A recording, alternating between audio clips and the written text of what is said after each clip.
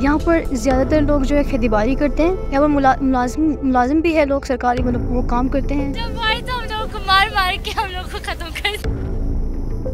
আমি যদি আপনাদেরকে বলি এক এমন জায়গা রয়েছে যেখানকার মহিলারা ৮০ বছর বয়সেও ৩০ বছরের মহিলার মতো জোয়ান ও সুন্দর দেখতে লাগে। শুধু তাই নয়, সেখানকার মহিলারা ৬৫ বছর আয়ুতেও খুব ফিট থাকে, আর সেখানে এক ৯০ বছরের পুরুষও পিতা হওয়ার ক্ষমতা রাখে। তাহলে আপনি কি আমার কথা বিশ্বাস করবেন? হয়তো করবেন না। তাই আমি আপনাদেরকে বলে দিই, পাকিস্তানের পশ্চিমী কিনারায় চিত্রাল শহর থেকে ২০ কিলোমিটার দূরে আফগান সীমার কাছে এক অতি সুন্দর ঘাঁটি আছে, আর সেখানেই বাস করে পৃথিবীর সবচেয়ে রহস্যময়ী ও সুন্দর দেখতে মানুষ। এখানকার মানুষদের কালাশ বলা হয়। কালাশ জনজাতির মানুষ মুসলিমদের দ্বারা ঘিরে থাকা সত্ত্বেও আজও প্রাচীন বৈদিক ধর্মকেই ফলো করে আসছেন।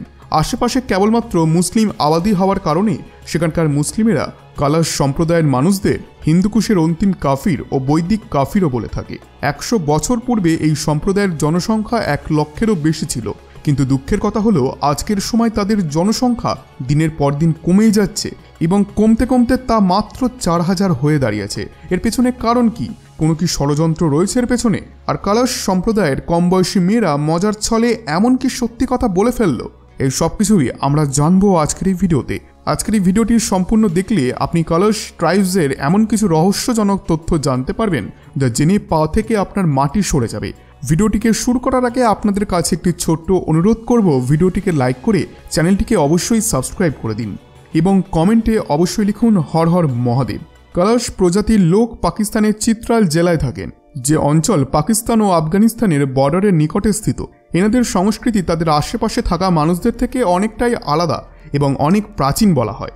কোনো এক সময় এই অঞ্চল ভারতেরই অংশ ছিল। কালাশ প্রজাতির অন্য সম্প্রদায় আফগানিস্তানের নুরিস্তানেও থাকেন।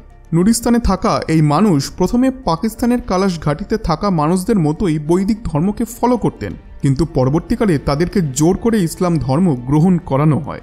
এক কালাশ প্রজাতির মেয়ে তো মজার ছলে এক গভীর সত্য উগড়ে দেয়।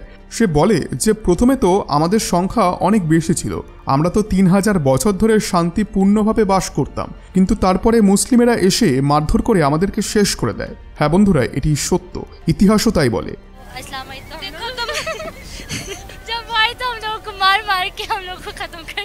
1890 সালে আব্দুল রহমান খান নামের এক আক্রমণকারী এই অঞ্চলের ওপর আক্রমণ করে এখানকার মানুষদের ফোর্সফুলি কনভার্ট করেন। ধর্ম পরিবর্তন করানোর পর তিনি এই জায়গার নাম রাখেন নুরিস্তান। নুরিস্তানে থাকা এই মুসলিম বৈদিক ধর্ম মানতেন, আর এর প্রমাণ হলো এই অঞ্চলকে আগে কাফিরিস্তান বলা হতো। কাফিরিস্তান অর্থাৎ যারা মুসলিম ধর্ম ফলো করেন না কিন্তু বাস করেন। আজও স্থানীয় মানুষ এই অঞ্চলকে কাফিরিস্তান হিসেবেই চেনেন। কিন্তু আপনি ভাবছেন হয়তো যে কাফিরিস্তানের লোক যখন ধর্ম পরিবর্তন করে ফেললো, সেখানে কালাশ ঘাটির লোক তারা কিভাবে বেঁচে গেল? আপনাদেরকে বলে রাখি, কালাশ ঘাটি যেটি বর্তমানে পাকিস্তানে রয়েছে সেটি ওই সময় ব্রিটিশ ইন্ডিয়ার পরাধীনে ছিল এবং আফগানিস্তান থেকে বাইরে ছিল।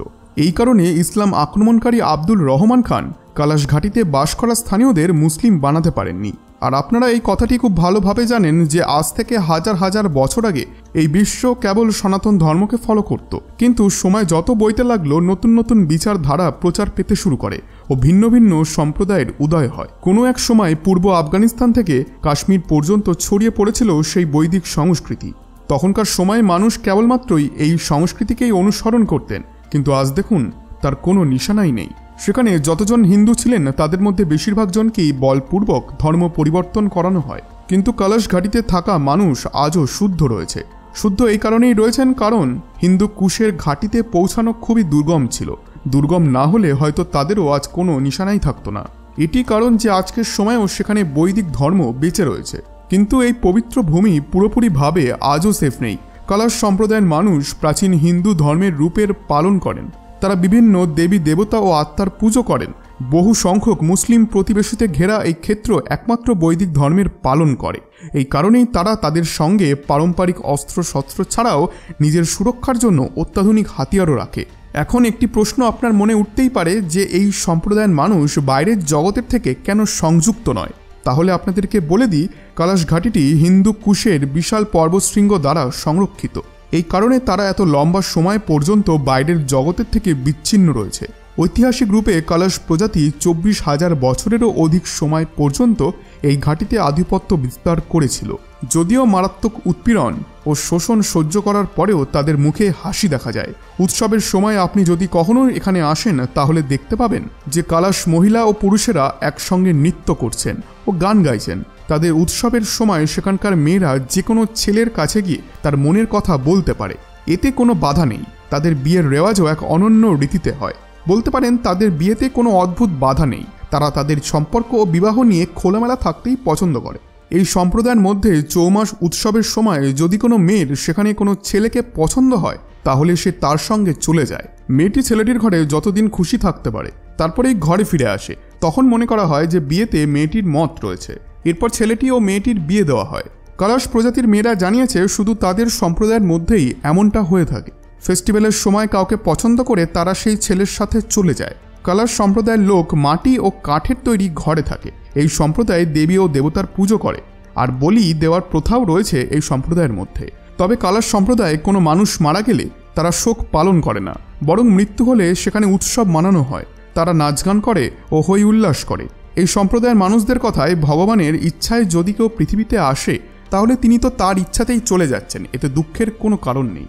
আপনি শুনলে চমকে যাবেন, কলশ সম্প্রদায়ের মানুষ ভগবান শিবকে মহাদেব রূপে চেনেন, ভগবান ইন্দ্রদেবকে ইন্দ্র বা বরেন্দ্র রূপে চেনেন এবং ভগবান যমরাজকে ইমরা রূপে জানেন। তাদের এক প্রচলিত উৎসবে তারা ইন্দ্রদেব ও ভগবান শিবের পুজো করেন। ভারতের বিভাজনের সময় কলশ ঘাটিতে কলশ প্রজাতির আবাদি প্রায় 30,000 ছিল, কিন্তু পাকিস্তান নির্মাণের পর সেই সংখ্যা দ্রুত কমতে শুরু করে। এখন চিত্রাল জেলার এই ঘাটিতে কেবল 3800 কলশী থাকে। অধিকাংশ কলশী অত্যন্ত গরিব। তারা সেখানে কৃষিকাজ, পশুপালন ইত্যাদি করে কোনোভাবে জীবিকা নির্বাহ করছে। শহরের মানুষ কলশদের ইসলাম ধর্ম গ্রহণ করলে তাদের রোজগার দেবে এমন লোভ দেখায়। তবে বিগত কিছু বছরে পরিবহন ব্যবস্থা উন্নত হওয়ার কারণে তাদের বিপদ বাড়ছে এবং ধর্মান্তরের সংখ্যাও বাড়ছে। তাদেরকে ফোর্সফুলি ধর্ম পরিবর্তন করানো হচ্ছে। কলশ মেয়েদের অপহরণ করা হচ্ছে এবং তাদের বিবাহ কোনো মুসলিম ব্যক্তির সঙ্গে জোর জবস্তি করিয়ে দেওয়া হচ্ছে। কলশ প্রজাতির বৈদিক রীতিরেওয়াজ এতটাই অক্ষত যে আফগানিস্তানের নিকটবর্তী অঞ্চলে যখন বৌদ্ধ ধর্ম মাঝে ছড়িয়ে পড়েছিল তখন কিন্তু তা হিন্দুকুশের ঘাটিতে প্রবেশই করতে পারেনি। কিন্তু মুসলিম ক্ষেত্রে ক্ষুদ্র অল্প সংখ্যক হওয়ার কারণে কলশ সম্প্রদায়কে ইসলাম মান্যতার অনুরূপ হওয়ার জন্য চাপ দেওয়া হয়, এমনকি তাদেরকে প্রাণে মেরে ফেলারও হুমকি দেওয়া হয়। সাথে তাদের বছরের পুরনো অভ্যাস ও বৈদিক রীতিকে ত্যাগ করতে বলা হয়। স্থানীয় মানুষ তাদেরকে আর্থিক সাহায্য ও চিকিৎসার সুবিধার টোপ দিয়ে ধর্ম পরিবর্তন করিয়েই চলেছে। কলশ ঘাটি এখন ইসলামের চরম পন্থায় ভুগছে। ঘাটির দ্রুত হারে হওয়া ইসলামীকরণ বেশ চিন্তার বিষয় হয়ে দাঁড়িয়েছে। এটি আমাদের কাছে একটি লজ্জার বিষয় যে আমরা আমাদের সবথেকে পুরনো জনজাতির মধ্যে এক সম্প্রদায়কে আবারও হারিয়ে ফেলতে চলেছি। বন্ধুরা, আজকের এই ইনফরমেটিভ ভিডিওটি আপনাদের কেমন লাগলো? ভালো লাগলে ভিডিওটিকে যদি একটি লাইক করেন তাহলে আমরা খুবই উপকৃত হব। আর আপনাদের কাছে একটি অনুরোধ করব চ্যানেলটিকে সাবস্ক্রাইব করে দেওয়ার জন্য, কারণ আমরা যখনই এই ধরনের ভিডিও আনব তার নোটিফিকেশন যেন আপনি সবার প্রথমে পান। ধন্যবাদ।